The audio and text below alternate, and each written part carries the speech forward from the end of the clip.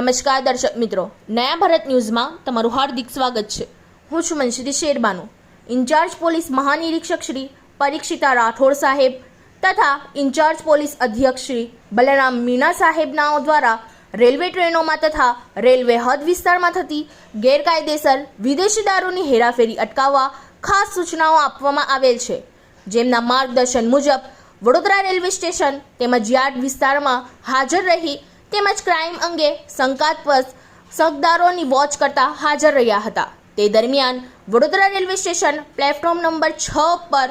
બે ઈસમો પર શક જતા તેઓને રોકી તેઓની પૂછપરછ કરવામાં આવી હતી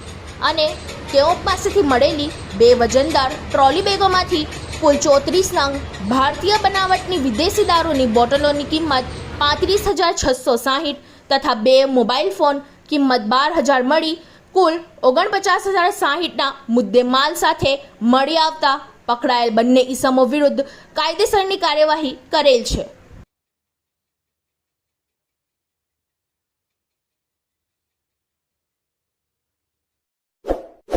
इस वीडियो को लाइक करें, हमारे चैनल को सब्सक्राइब कर बेल आइकन जरूर प्रेस करें